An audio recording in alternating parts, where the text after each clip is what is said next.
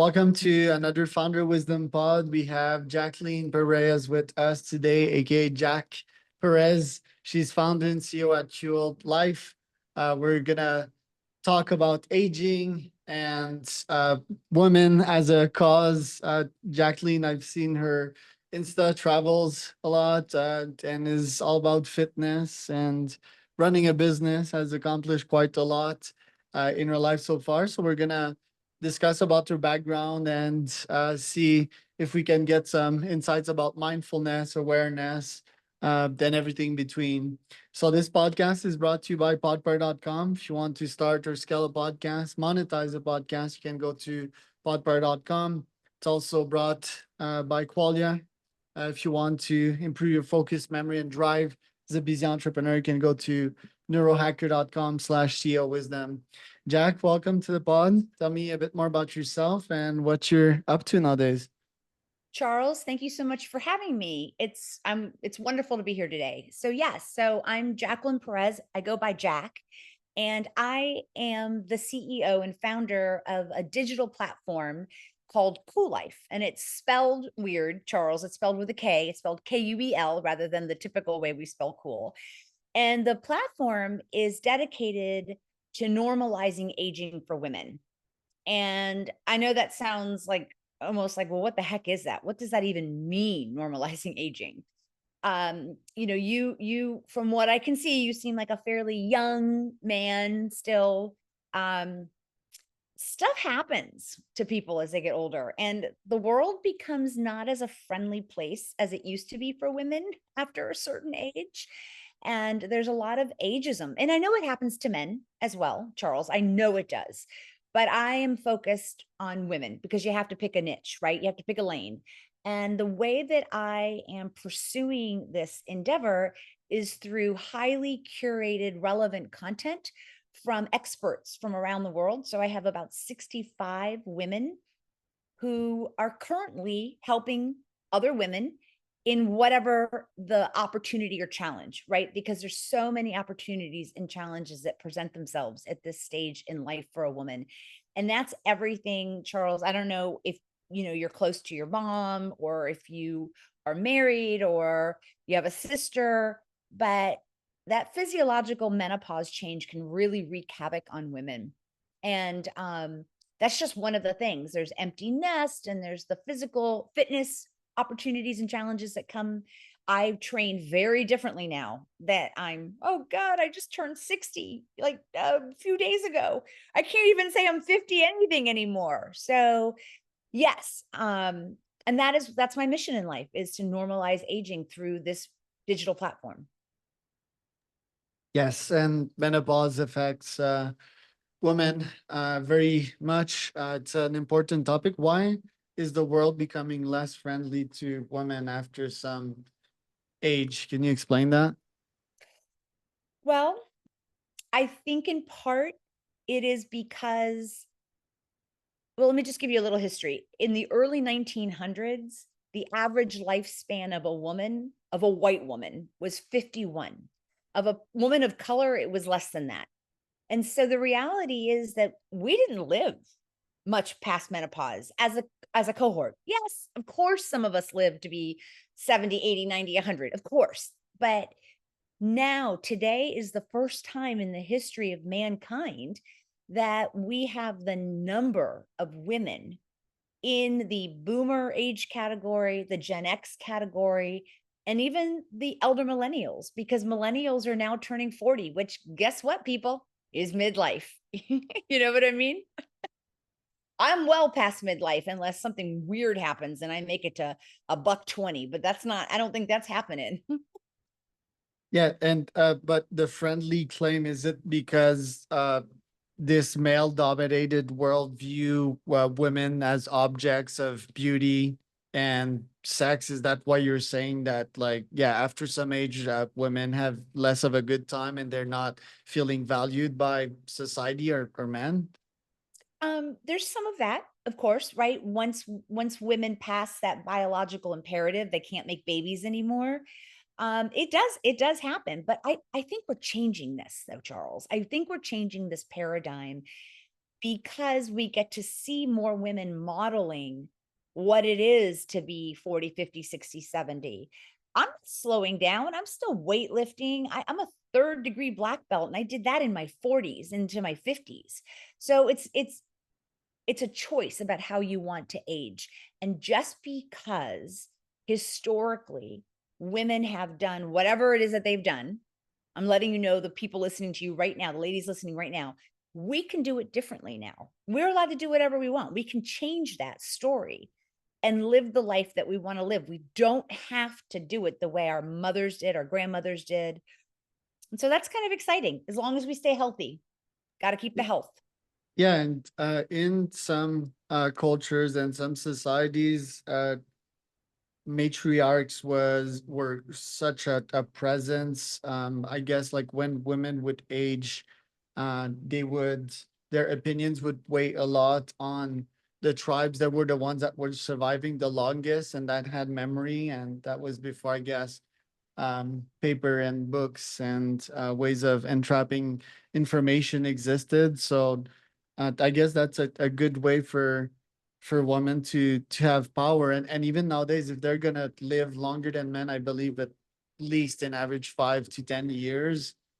I think, yeah, that is power right there. That is just surpassing testosterone filled men that tend to die sooner. Hence, they can communicate messages better to society and potentially have a better impact. Not so long ago, I read about this guy that claimed or was mentioning the broad concept of that what the society or nowadays world should be led by women, for these similar reasons. What are your thoughts on that, and what would be a way of potentially accomplishing that or having like more women in decision making in this society?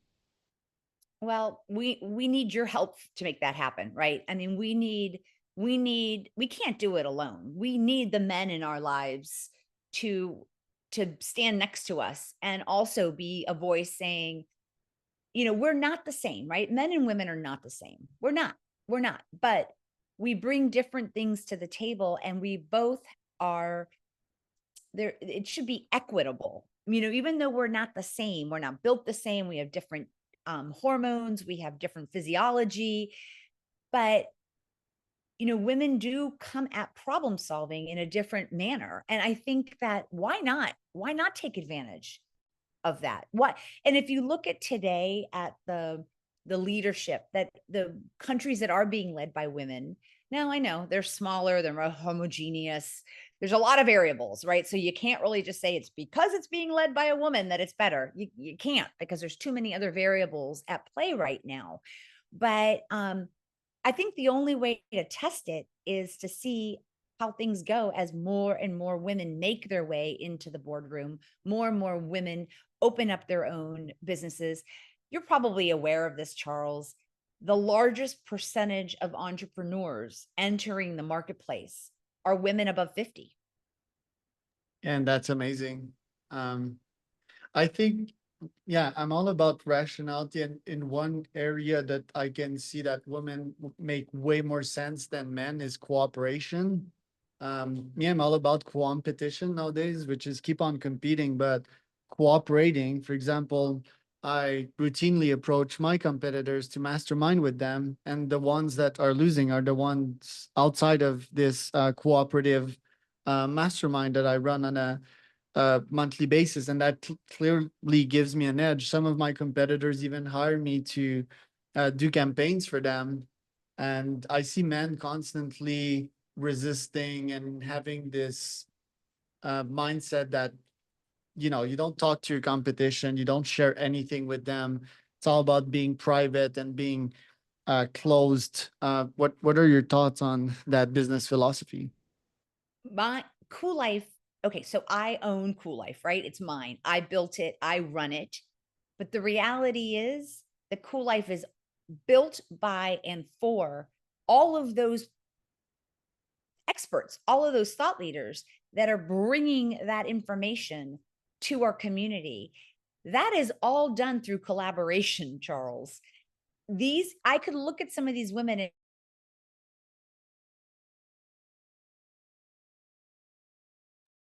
You're muted, Jacqueline. Your sound went off. oh, that's Yeah, weird. now it's back. It's back Oh, now. I didn't touch anything. That's very strange. Okay. I said I could look at all of the thought leaders on my site as competitors, but we don't. We view each other as collaborators, as, what did you say? Co-opetition, Competition, yeah. co-opetition. There you go. Yes, and it's, I believe that collaboration is a better way to get what you want and to be successful than just straight up competition, to be honest with you. Right. It seems that on your side, you've traveled a lot. How is it to travel as a woman in your midlife? What experiences have you got from that? Oh my goodness. So I've been traveling my entire life. As a matter of fact, before there was a smart anything, I traveled around the world for an entire year. And I did not have a single solitary item that required electricity. That was an entire year. I went without one item that required electricity, not one. And so now traveling is so much easier, between Google Maps and Google Translate and Grab is for Asia, but Uber, whatever it is, where you are. It is a much easier world to navigate now than it used to be, as far because technology is great if it works. When it works, technology can really be frustrating. But what I love about traveling now, and I do a lot of solo traveling, I am finding more and more women in midlife and beyond out there traveling, just like me. And it's great because it just seemed, I had never seen that before, but apparently it's becoming a big thing for women to travel. And I love it. And I love it. And I don't know where the men are. I don't know. Where are you men? Why are you out there traveling? I see lots of nomads, mostly men, Are probably you? like 60%, yeah, in Mexico. I And think the You're in Oaxaca? yeah, Oaxaca. Um, Are and you we're from Oaxaca? Are you from there? No, no, I'm from Okay. Montreal, Canada. And Okay. we have a group here, physical mastermind group, and I think it's probably 50-50 the distribution of men and women, which is great. Usually men take more risks, right? But yeah, we see a lot of women nowadays. So I think it's somewhat evenly distributed, which is great, by the way. Just like security concerns as a woman, I think.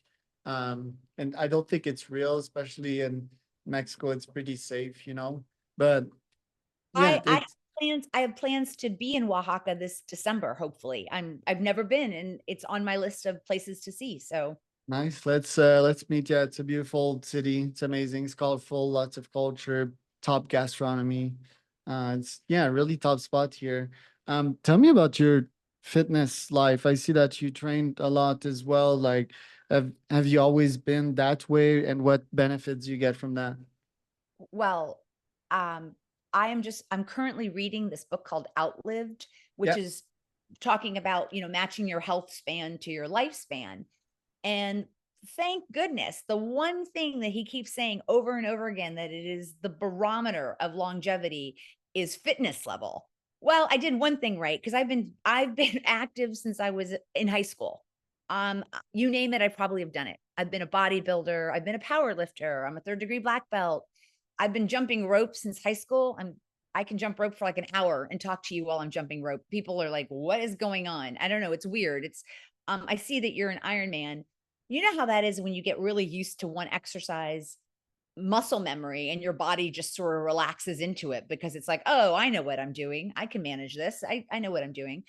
And currently what I do, I use the Peloton system. Are you familiar with that company? Yeah, it's So great.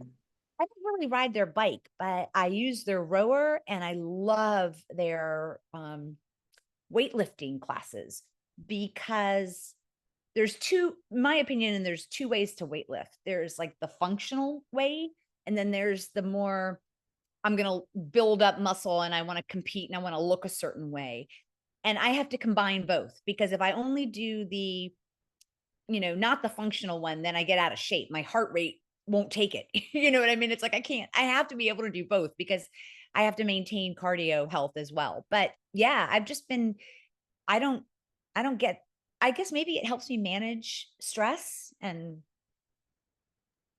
right. I mean, I think I'd be one mean, angry person if I didn't exercise as much as I Yeah. did. Yeah, it's part of life. Yeah, it's like as someone that is prone to addiction, I think like gym is probably the best addiction. It releases serotonin. I always do saunas as well. And yeah, Outliv's a great book. Peter Attia's a legend. Um, yeah, powerlifting, that's quite interesting because I saw these weights on your Instagram. You were squatting with them, and I was like, yo, this is heavy. It looks like you were lifting like 40 pounds for Yeah. And yeah, I'm only 5'2". I'm not very yeah, big, that's and what I I weigh thought, 100, you know. I weigh 105 pounds. Yeah, that's what I thought. And I was actually I use Apple Fit, which is similar to Yeah. Peloton to Yes. alternate trainings, right? To not accustom your body to always the same exercise. So that's a huge Correct. hack right there. Yep. For people listening, always alternate your trainings. And I Muscle confusion. that's Muscle yeah, confusion is important, or else you're going to hit a plateau and you're just not going to get the benefits from it. You're just yeah. not.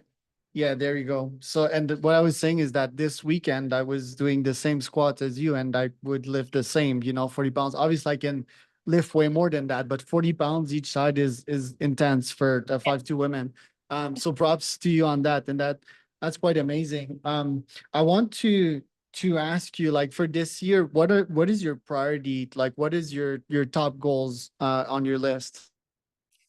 For this year, it is, I have a particular landmark on traffic for my site. So I have been very aggressively pursuing SEO and working on my site and the back end of it. I've got all of these amazing women providing this fabulous content, and I don't want to disappoint them.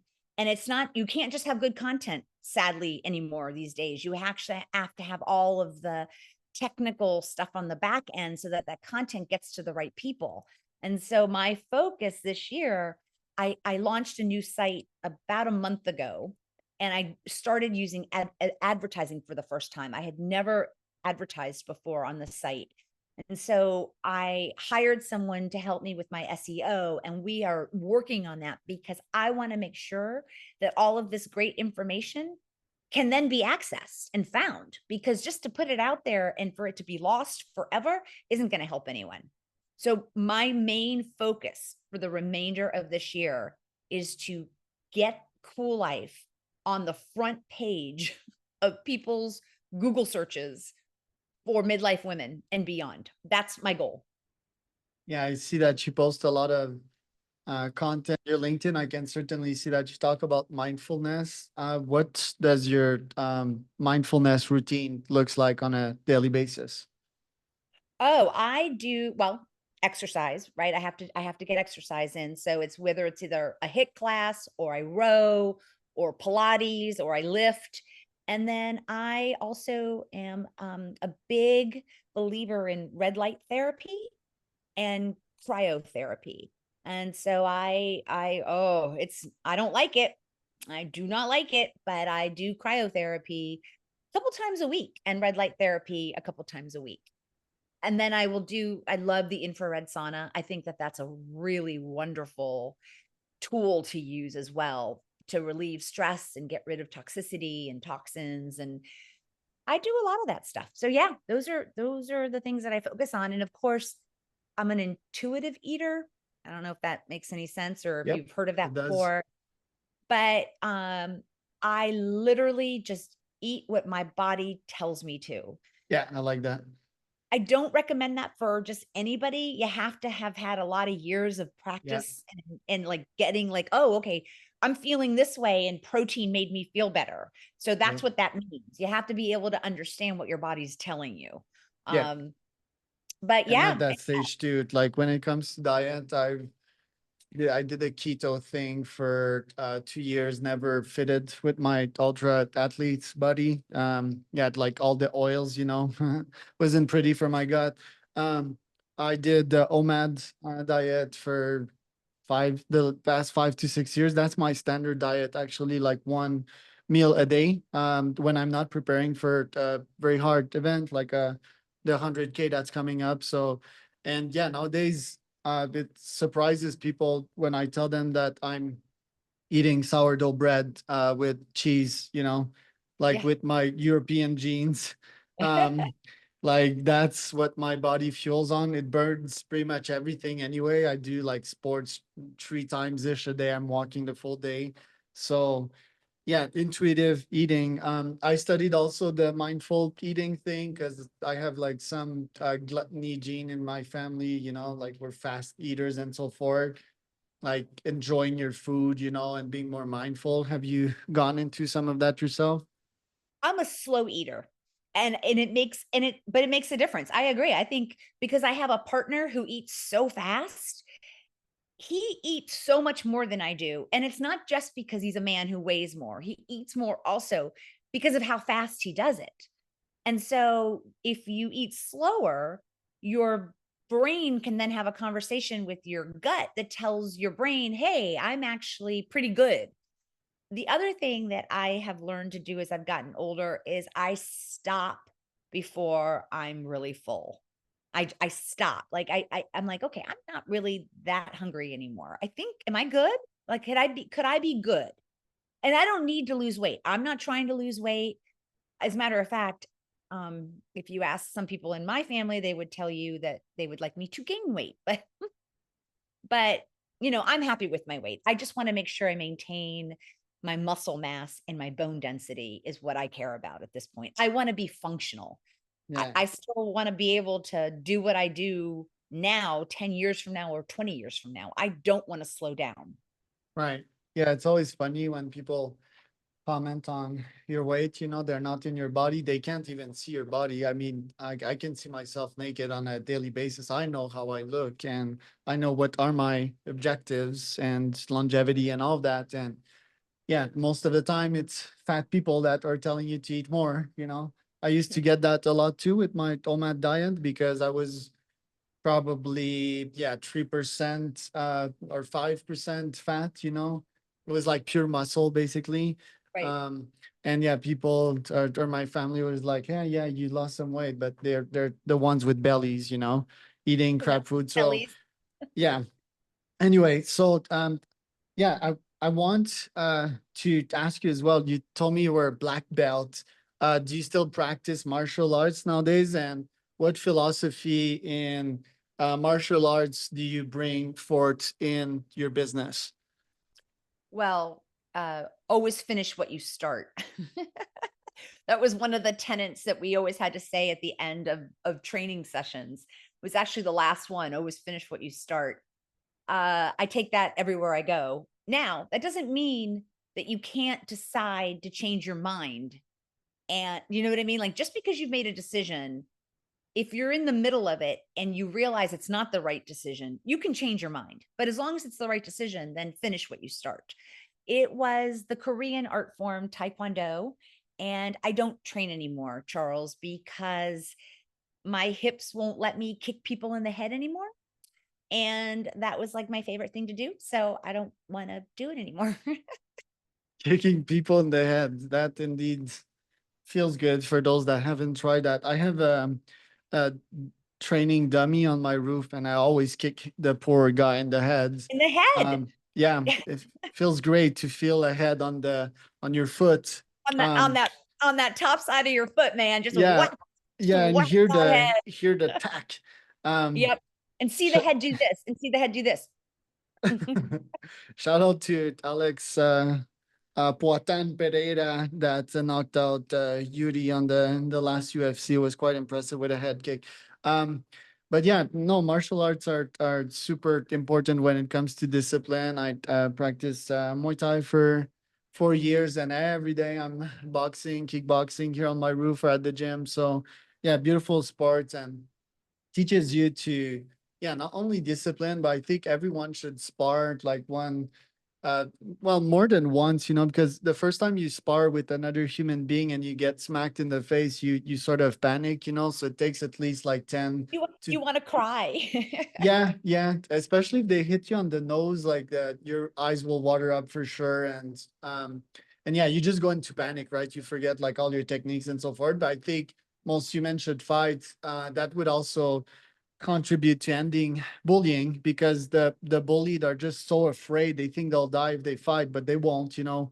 If you know how to defend yourself, if you know how to face an opponent and show that you're not afraid, most of the time they will respect you, right? They will respect your strength as well. So I think Yep. martial arts should be taught at scale to children's. I think they should teach sparring at school. I agree, but I'll never forget the first time that my master instructor told me to go put my sparring equipment on. I didn't even wait to get on the mat to panic. I was panicking while I was putting on the helmet and the mouth guard and the pads. I was just, you never had done it before. And it was so scary and intimidating. And I'll tell you, it took months, if not over a year, before I stopped panicking every time he would say, go put your sparring gear on. Yeah, Right. Because I for mean, sure. who wants to get kicked and punched? Nobody. Yeah, yeah, it's scary, but think after some time it becomes a game, you know, it becomes a play. Um, I One other lessons from sparring is that, yeah, go with your own technique, you know, like it's not always what they teach you. Some people prefer to go guard down, you know, because they'll have more visibility. I've learned like contrarian stuff like that, or even in my case, for example, wearing a boxing helmet will get me more hurts than not wearing one because I can't see much. You have a lot Oh, of dead angles. Yeah, it's always stuff like that and doing things your own way. But yeah, martial arts are amazing. Jacqueline, where can people find out more about you? so I'm everywhere. If you type in Cool Life, KUEL Life, or my name, Jacqueline Jack Perez, I'm everywhere. And if you are a woman in midlife or beyond, and you are looking for real information from experts, do yourself a favor and just go out there and get get informed, because it's less scary when we know what we're facing. It's not knowing, which is the thing that I think most of us fear.